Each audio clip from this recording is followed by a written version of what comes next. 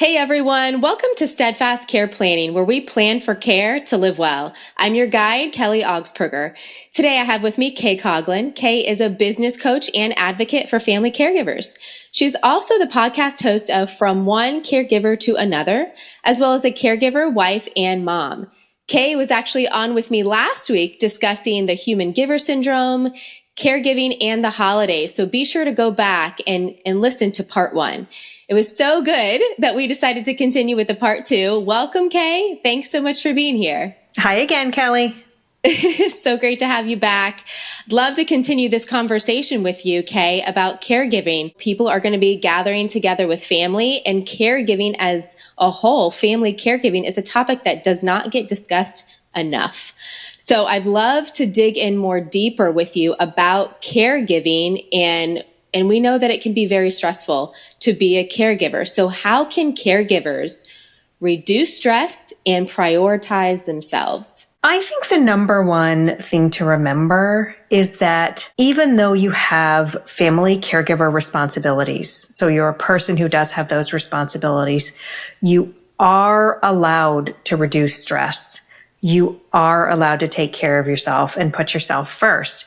And the reason I think it's really important to say that is one of the number one misconceptions we have about being a family caregiver is that it is all consuming. And once you take on that role of being a family caregiver, well, sucks to be you. Guess you're just going to have to put everybody else first for the rest of time. And that is not actually true. It is what people are going to tell you, or at least the way people are going to act around you, is like you just don't get to have your own life anymore. And that is the number one myth that we have to completely abolish. I actually am trying to figure out how to create, hopefully, a national movement where there is an expectation that family caregivers will get 8 consecutive hours off every day. That we will stop treating this as 24/7 unpaid labor, and that we will start to say to people we know in our lives, you know, are you taking that time off? Are you getting the sleep that you need? And if not, what do you need? And we just have to remember that we are allowed to have our own needs as individual humans. And I'm going to tell you, it's not an easy thing to do when most of the people around you are, you know, quite frankly, their life is more convenient if you're just taking care of everything. Yeah. And so it is a matter of you deciding for yourself. I mean, I'm a caregiver too. I know how hard this is. You and I, we have to decide for ourselves that we are allowed to have our own health and our own life and our own sleep. And then once we believe that, the next step is figuring out what do we need? And then, as hard as it is, starting to tell that to people. So giving yourself permission to take care of yourself, right? I think being self-aware, I know I've heard you talk about this before, that self-awareness of, and even being gentle with yourself. You know, you need to physically, emotionally, and mentally take care of yourself. And so allowing yourself the opportunity to do that and not constantly sacrificing yourself for another person, because if you do that, you're not going to be able to care for that person for a long term. Would you agree? If you're continuing to sacrifice day in and day out and you're not caring for yourself. Yes. Yeah. So one of the things that I hear all the time, and it's really something I'm working to change, is I hear people say, oh, you should get some help so you can be a better caregiver. And what I'm here to say is no. You should get some help so that you can be the best person who you are as a person. Now, I don't think it's wrong to want to be a better caregiver. For those of us who have those duties, you know, I think that's virtuous, right? I would like to be a better caregiver, but it's not the only thing in my life. It is not the only thing that I do. And if I get help, it's because I want to be the best person I can be in all situations. And to a lot of people, that's going to sound selfish. And I think the answer to that is okay. I mean, it's okay to be a little selfish here. And I look, if someone is listening to this and really cringes when I even say the word selfish, That's because we're taught to believe that we should never put ourselves first. That's that human giver syndrome that we talked about last week. Right. And it's not true. You know, you're a whole human with your own needs. And that's really okay. So the trick here is to catch yourself every time when you think, oh, I should put this other person first, or it's okay if I don't eat, or it's okay if I don't sleep. You have to catch yourself having those thoughts and doing those behaviors. And then you have a real chance of choosing something else for yourself instead.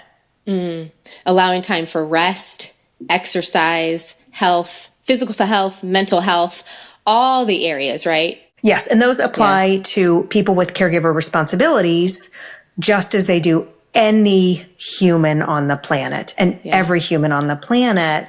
And one of the things I find myself saying a lot is every human has a right to take care of themselves.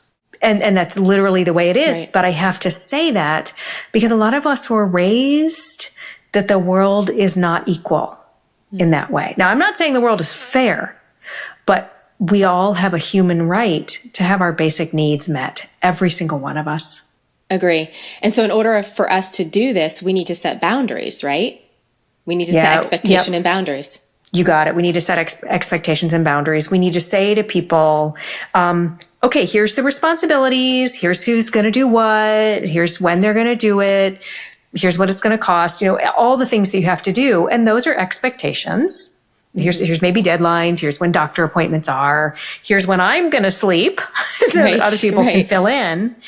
And then the boundary decisions are the decisions we make about what's okay with us and what's not okay with us, and what we're going to do, what we are going to do when things come up that aren't okay with us, and what actions we're going to take. So expectations are kind of about what we as a group are deciding on in terms of responsibilities, where boundaries are only about you. Maybe about, family members, like if you have children, you're protecting, that kind of thing. Sure. But it's only about you.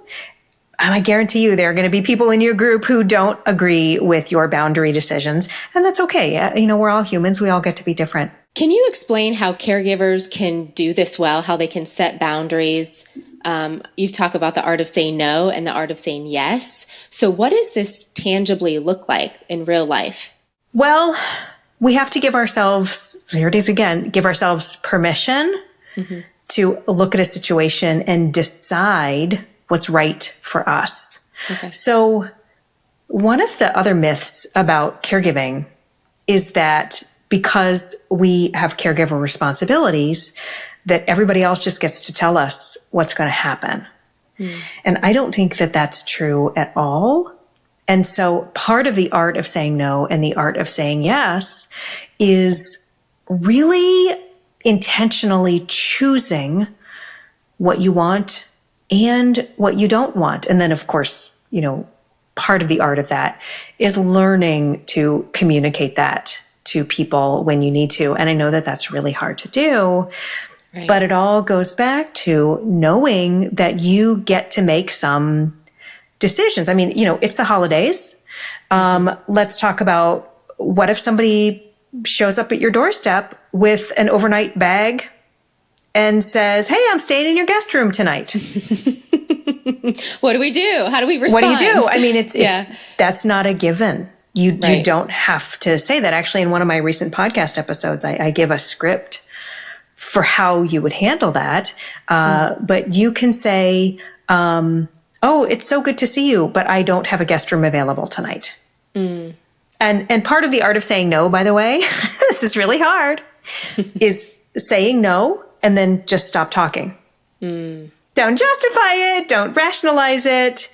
Don't open up negotiations. If what you're saying is really kind of a hard no, then just say the thing and stop. And then repeat the thing if you need to. You don't have to argue. You don't have to negotiate if you don't want to.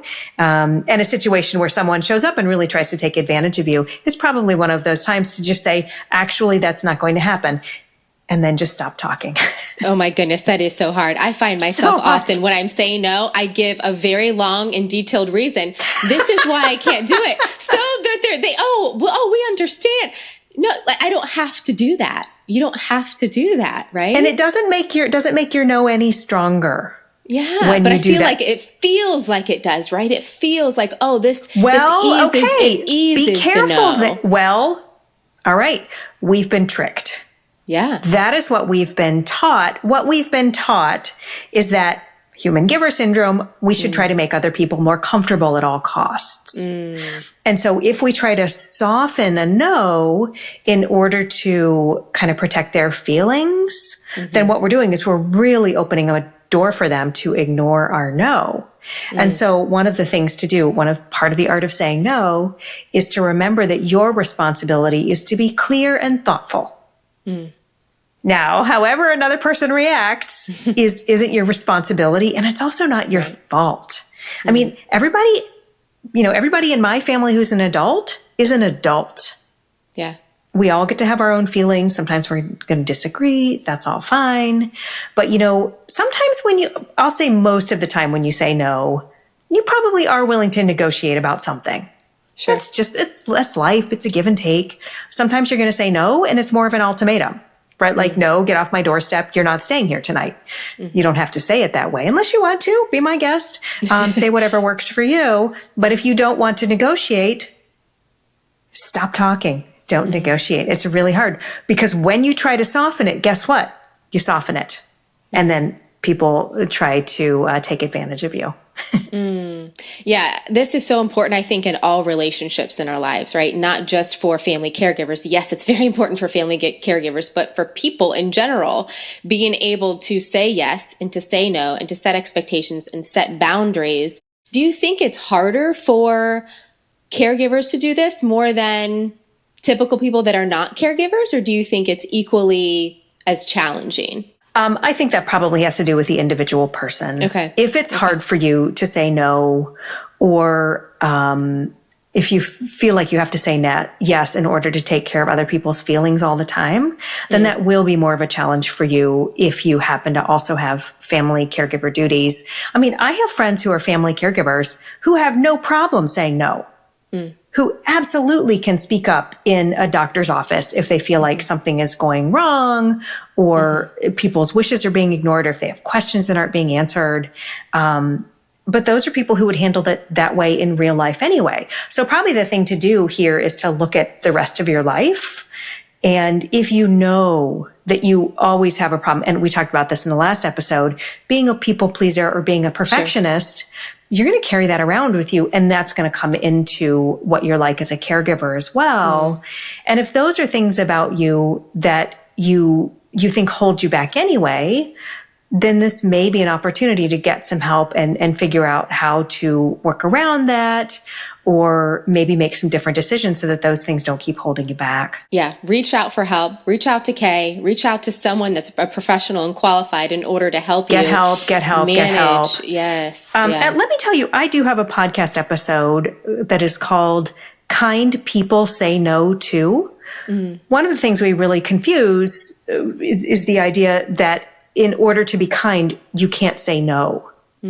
And that could not be farther from the truth. So I would really recommend that as kind of a companion to what we're talking about here today. Yeah, thanks for that. We'll add that in the show notes. And now for a brief message from our show's sponsor. The Steadfast Care Planning Podcast is sponsored by the CLTC, Certified in Long-Term Care Training Program, which gives financial advisors tools to discuss extended care planning with their clients. Look for the CLTC designation when choosing an advisor. The overwhelming experience of being a caregiver can keep people stuck, unable to really make changes to situations, relationships, beliefs, and emotions. So where do caregivers start in order to get unstuck, Kay? Yeah. Well, I think probably the most important thing to do is to find somebody to talk to. Don't be isolated. It's a vicious cycle. We think that we're doing something wrong if caregiving is hard, or if we have some really, really hard emotions like resentment or frustration or anger at the person we're caring for. And our first instinct really as caregivers, and I mean, I'm saying me because I get this. I know how this works. It's happened to me. is we want to hide that from people. And what happens then is we get isolated, and then you get more isolated, you get more isolated, and it's extremely unhealthy to try to deal with those things in isolation. And so if you are stuck, I know I keep saying get help, but that really can be from a community of people you trust, maybe a support group that you're in. If you have a therapist or a counselor or a coach, maybe you just start by talking to your primary care physician. They may or may not be super helpful. I mean, it depends on the physician, but the idea here is to train yourself to start asking for help. That's so difficult for most of us. That is the number one way to get unstuck, is to find somebody to talk to, and then go from there. What I have learned is that if you try to manage it on your own, nothing is going to change. The overwhelm, the stress, the overload, if you try to continue to do all of that alone, it's just not going to get any better. People tell me all the time, but I don't have anybody to turn to. And I want to tell you that I believe you. Now, I also know better. I know that there are people that you can turn to. You're not used to doing it. It's not a habit that you have. And so that's why I say start with somebody easy, like maybe your doctor or somebody at church, or, a friend that you can talk to. Reach out to get help from NAMI if you need to, NAMI.org. They have a free crisis text line. I'll give you the number for that too, and you can put it in the show notes. There are lots of places you can get help.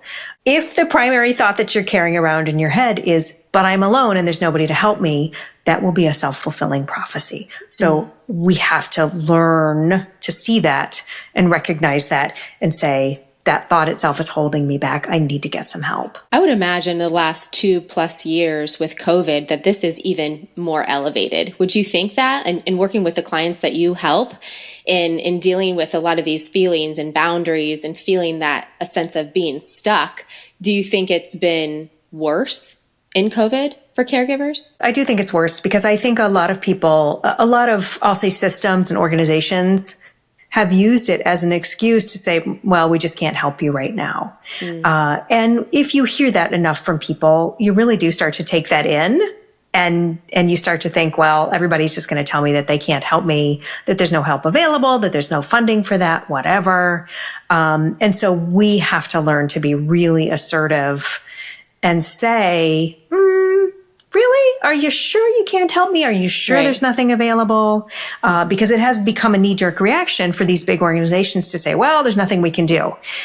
And if we learn to say, hang on a second, is that really true? Is there really nothing you can do? That's the way that we will, learn to get help from some of those big systems again, teach them to help us again, but then also kind of make it like our knee-jerk reaction to say, except I need help.